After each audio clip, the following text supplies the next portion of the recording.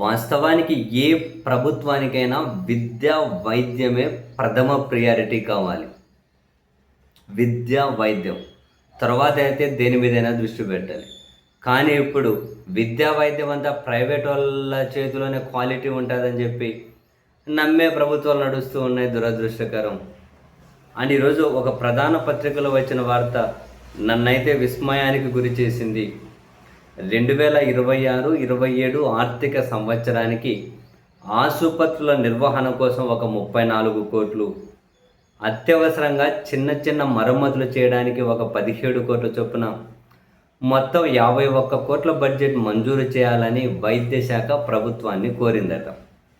ఈ క్రమంలో నిర్వహణ, మరమ్మతుల కోసం ప్రత్యేకంగా నిధులు ఇవ్వడం సాధ్యం కాదని ప్రభుత్వం సమాధానం చెప్పిందట.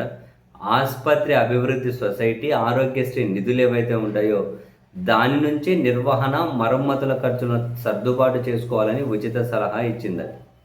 వాస్తవానికి 2014-19 మధ్య ఇదే తరహాలో నిర్వహణ, మరమ్మతుల బడ్జెట్కు చంద్రబాబు సర్కార్ కోత పెట్టిందని, ఆసుపత్రుల్లో డ్రైనేజీ లీకులు, కరెంటు వైరింగ్ సమస్యలు, వైద్య పరికరాల స్వల్ప మరమ్మతులు, పారిశుద్ధ్య నిర్వహణ వంటి నిత్యావసర పనులకు కూడా నిధులు లేక అప్పట్లో ఆసుపత్రులు దారుణంగా మారిపోయాయని, ఈ సమస్యకు చెక్ పెడుతూ జగన్ ప్రభుత్వంలో ప్రత్యేక బడ్జెట్ని కేటాయించడం మొదలుపెట్టారని, చంద్రబాబు తిరిగి గద్దెనెక్కగానే ఆ బడ్జెట్ను ఎత్తేశారు అని చెప్పి రాసుకుంటూ వచ్చారు. వీళ్ళు ప్రభుత్వం ఇచ్చినటువంటి ఆన్సర్ అంటే ఆ మేరకు ఇచ్చిన ఉత్తర్వులను కూడా ప్రింట్ చేసుకుంటూ వచ్చారు. It is not possible to provide separate budget for this purpose.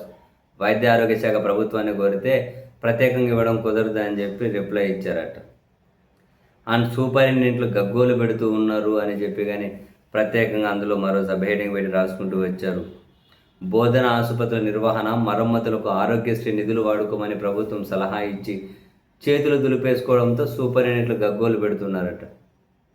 ఇప్పటికే బోధన ఆసుపత్రులకి ఆరోగ్యశ్రీ బిల్లులు బకాయిలు ఉన్నాయి. ఇంకా మిగిలిన పనులకంతా కనుక డబ్బులు చిన్న చిన్న వాటికి ఇవ్వకపోతే ఎట్లా చేయాలని హైలైట్. అసలు యోగా కోసం 100 కోట్ల పైగా కేటాయించారు. సరే, మంచిదే, సంతోషం. ఎవరో ఒక ప్రైవేట్ వ్యక్తి సంస్మరణ సభ కోసం ఎన్ని కోట్లు ఖర్చు పెట్టారో చూసాం.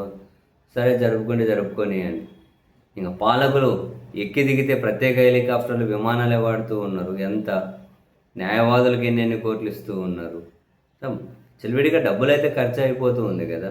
మరి ఆసుపత్రుల మరమ్మతులు, నిర్వహణ కోసం కూడా వాళ్ళు అడిగింది ఏదో 54 కోట్ల రూపాయలు డబ్బులు అడిగితే దాన్ని కూడా ఇవ్వడం, 51 కోట్లు కూడా ఇవ్వడం సాధ్యం కాదు అంటే ఏం చేయాలబ్బా?